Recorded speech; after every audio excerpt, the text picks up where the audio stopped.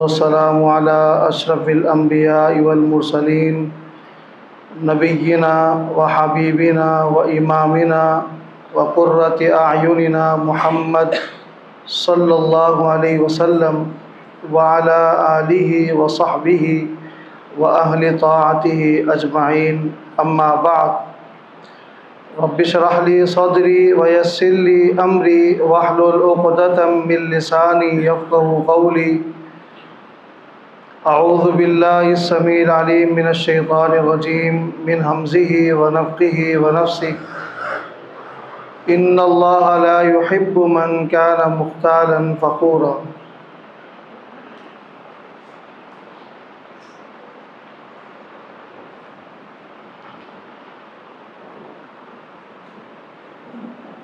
رسول رحمت صلی اللہ علیہ وسلم کا فرمان ہے کہ لا يدخل الجنۃ من کان فی قلبہ مثقال حبۃ من کبر. وہ شخص جنت میں داخل نہیں ہوگا جس کے دل میں رائی کے دانے کے برابر بھی تکبر ہوگا. صحابہ کرام نے پوچھا تھا اللہ کے رسول صلی اللہ علیہ وسلم، اگر کوئی شخص قیمتی لباس پہنے، قیمتی جوتا پہنے، نیا لباس ہو، نیا جوتا ہو، یہ بھی تکبر ہے؟ نبی علیہ الصلوۃ والسلام نے فرمایا تھا کہ ان اللہ جمیل یحب الجمال. اللہ تعالیٰ خوبصورت ہے، جمیل ہے اور خوبصورتی کو پسند فرماتا ہے. یہ تکبر نہیں ہے. پھر تکبر کیا ہے؟ فرمایا کہ الکبر بطر الحق وغمط الناس. تکبر یہ ہے کہ حق کو ٹھکرا دینا، سچ کو ٹھکرا دینا اور لوگوں کو حقیر سمجھنا، اپنے مقابلے میں کسی کو کچھ نہ سمجھنا، یہ تکبر ہے. چونکہ مجھے حکم دیا گیا ہے کہ تکبر کے جو نقصانات ہیں وہ آپ کے سامنے رکھنے ہیں، لیکن پہلے یہ بات سمجھنا ضروری ہے کہ تکبر کسے کہتے ہیں. اور بھی کئی ایک اس تکبر کے حوالے سے تعارف ہے، لیکن بنیادی بات یہ ہے کہ بطر الحق غمط الناس، حق کو جھٹلا دینا اور لوگوں کو حقیر سمجھنا.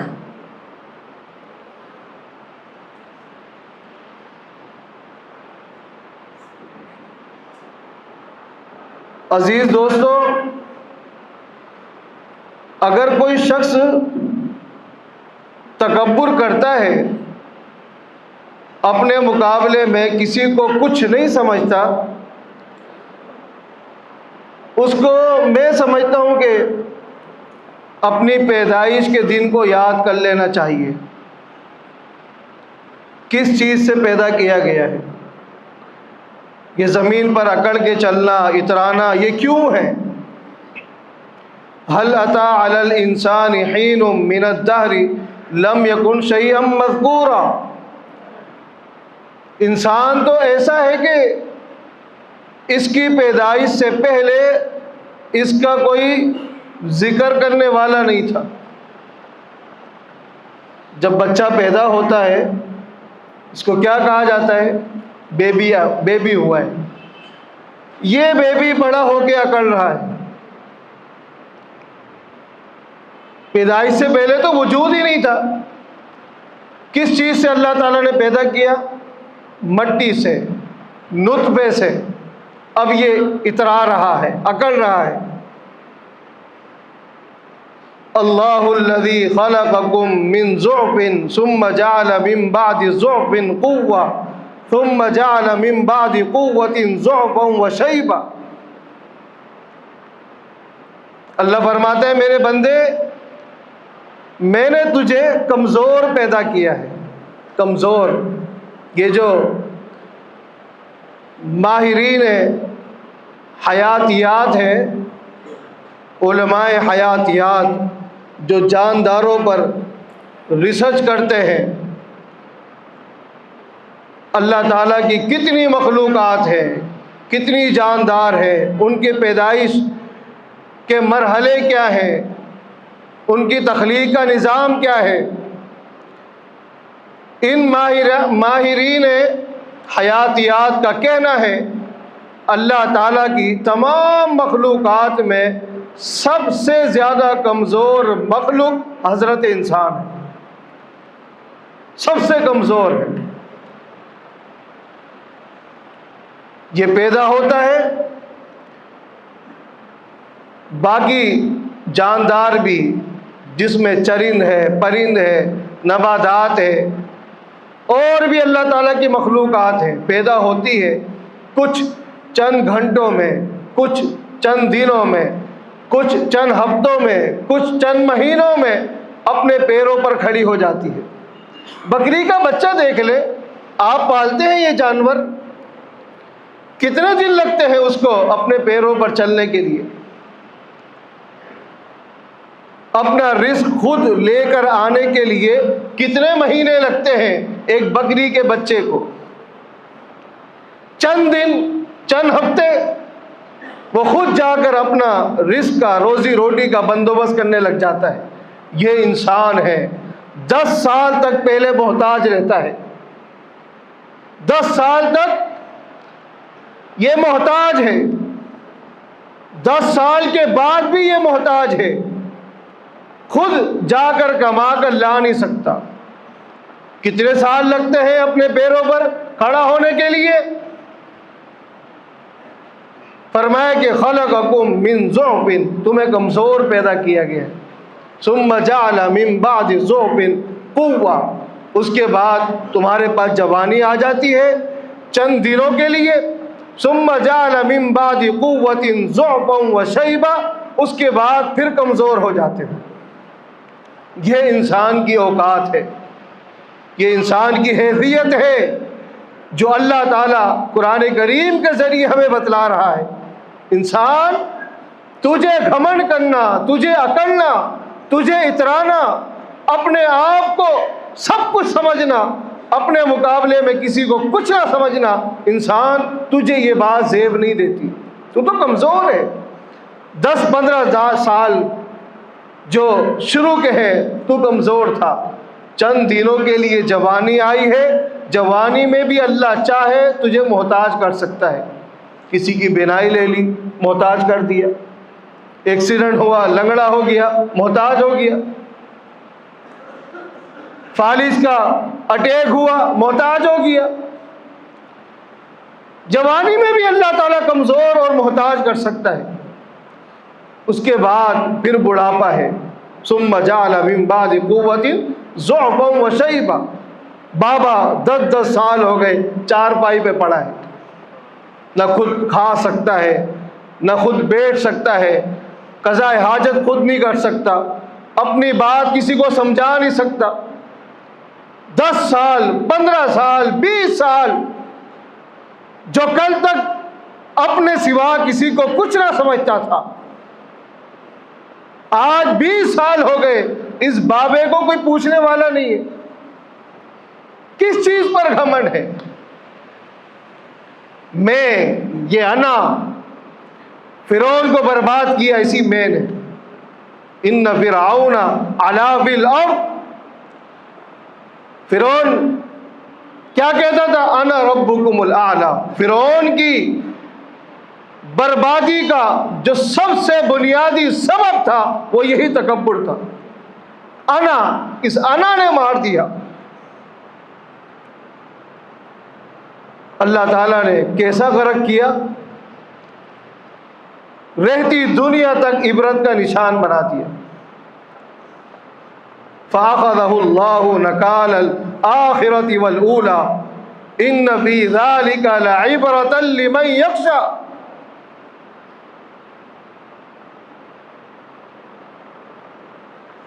سورۃ الکہف کے اندر اللہ تعالیٰ نے دو دوستوں کا واقعہ ذکر کیا ہے۔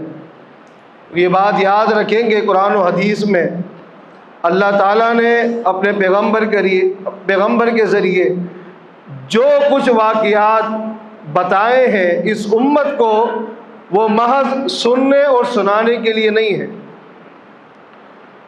ان واقعات میں عبرت ہے کہ سابقہ قوموں کے ساتھ اللہ نے یوں کیا ہے، تو اس کے لیے یہ بات دور نہیں ہے، ہمارے ساتھ بھی ہو سکتا ہے۔ یہ واقعات اس لیے ہے۔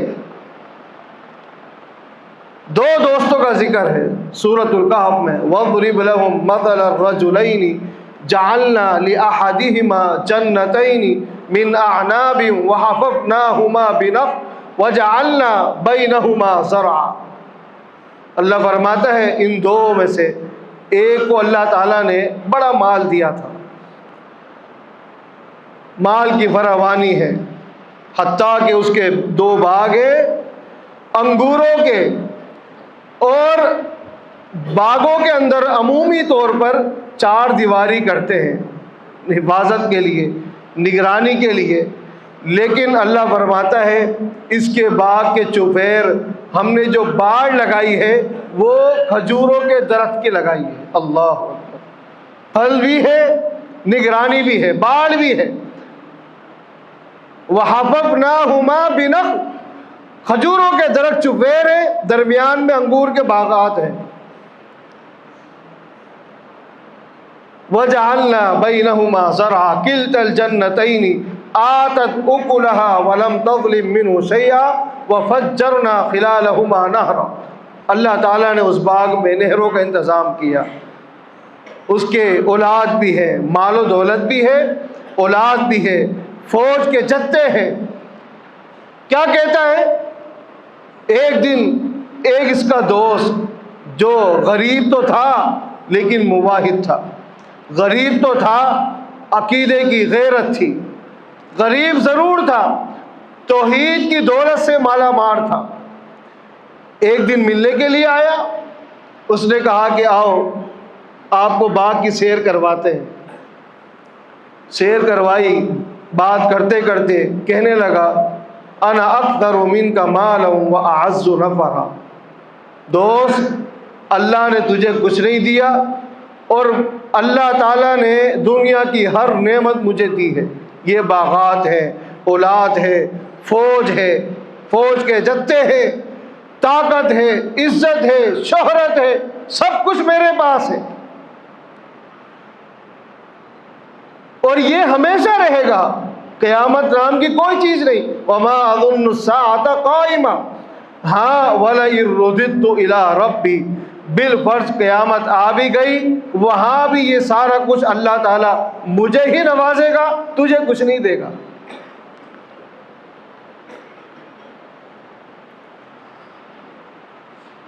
اس کا غریب دوست اس کو دعوت و تبلیغ کرتا ہے کہ باز آ جا، ایسے جملے نہ بولا کر، یہ زہریلے جملے ہیں کہ جو کچھ ہے میرے پاس ہے، تجھے کچھ نہیں ملنے والا، تو غریب تھا غریب ہی رہے گا، غریب ہی مرے گا۔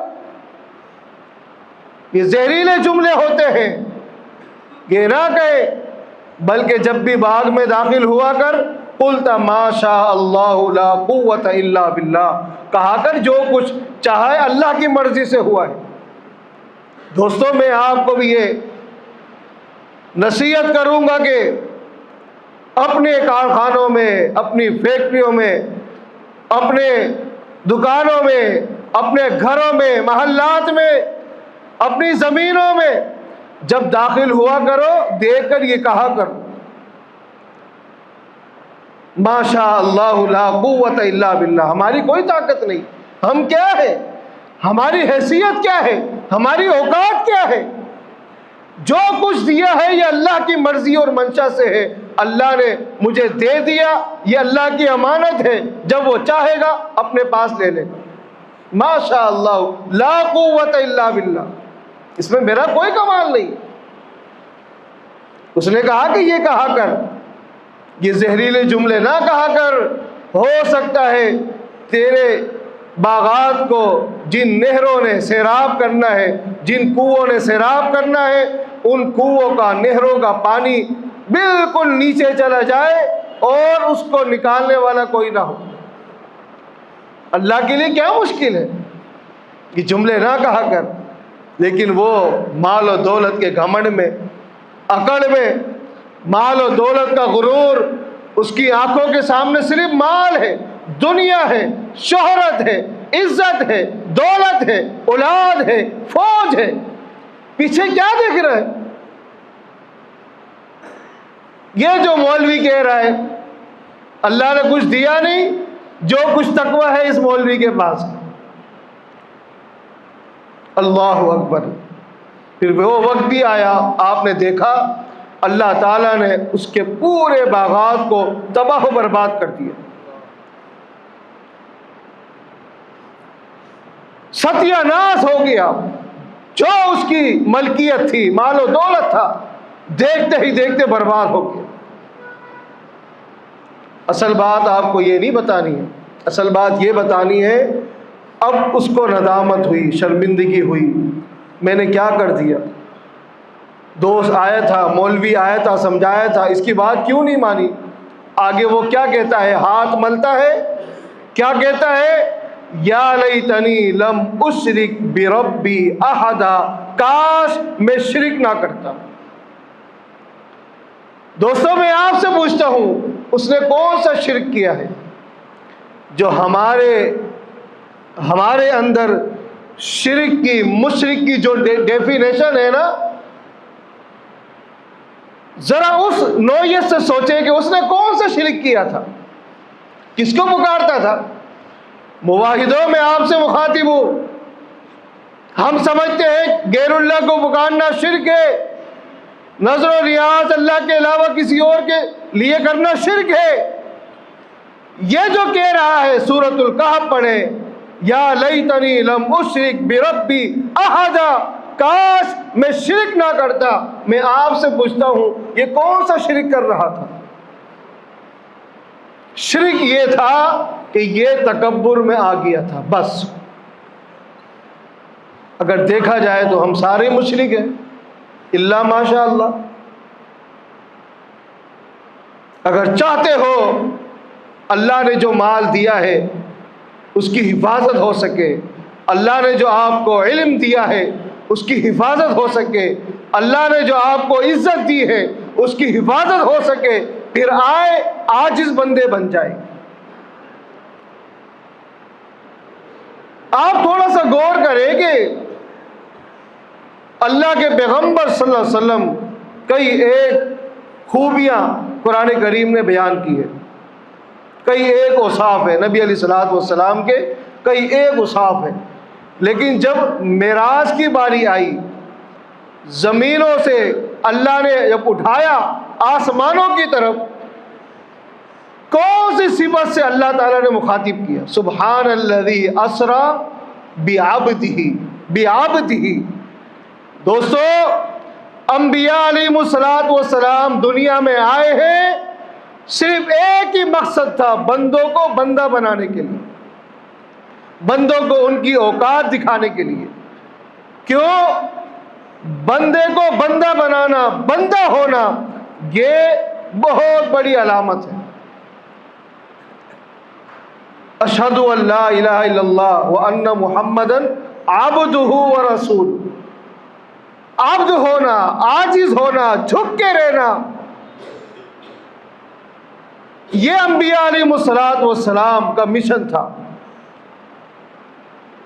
یہی وجہ ہے جب ان لوگوں نے نہ مانا، انبیاء علیہ السلام آئے، فاما عاد فاستكبروا في الارض بغیر الحق وقالوا من اشد منا قوة۔ قوم عاد نے کیا کہا؟ سورہ حامیم سجدہ پڑھے، ہم سے بڑھ کر بھی کوئی طاقت والے لوگ ہوں گے؟ من اشد منا قوة، ہم سے بڑھ کر طاقت کس کے پاس ہوگی؟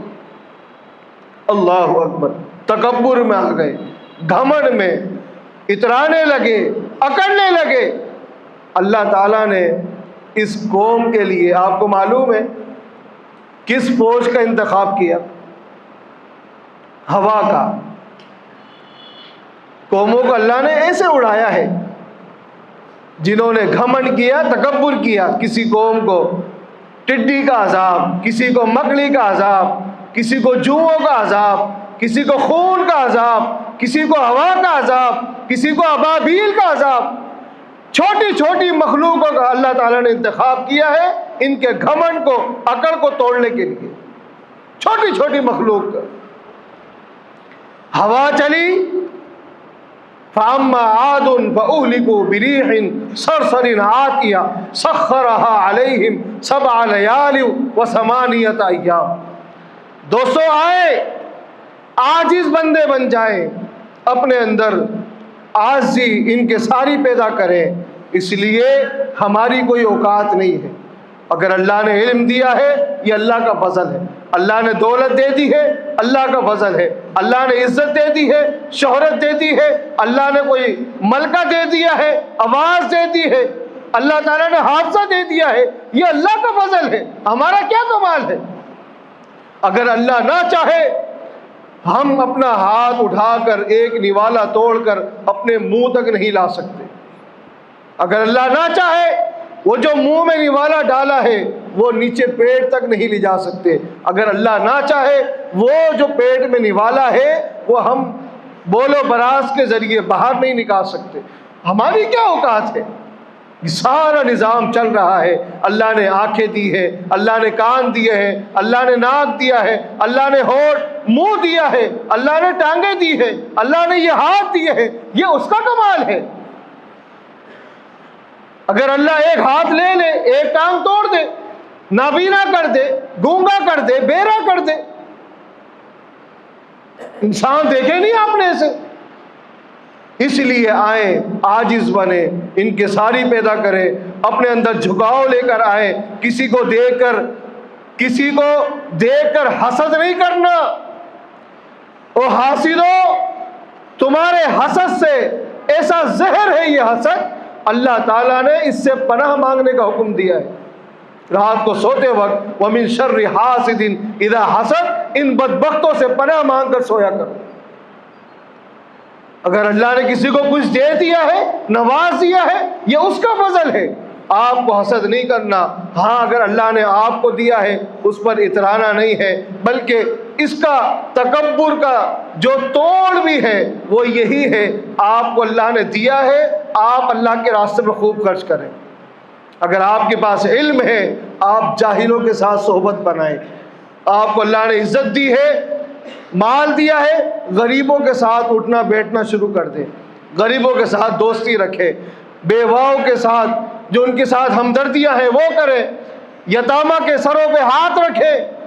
اس طرح آپ کا جو تکبر کا لیول ہے یہ کم ہو سکتا ہے۔ اللہ سے دعا کرے اللہ تعالی ہم سب کو عمل کی توفیق عطا فرمائے۔ اقول قولی ھذا استغفر اللہ لی ولکم وآخر دعوانا الحمد للہ رب العالمین۔